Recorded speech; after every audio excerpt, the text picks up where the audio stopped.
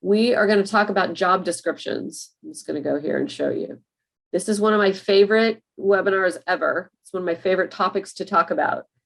I'm going to talk about technically how you build the job descriptions, tips for that, and how to use the functionality. But then I'm going to talk about how to use this as a management tool. So job descriptions, the ones in TouchStone, are the best management tool that any manager could ever have. Like if I couldn't have anything to manage employees, except if I could only have one thing, it would be this. So I'm going to talk to you about why that's true and give you examples and show you why this is the best management tool that was ever invented. It serves so many purposes as a manager.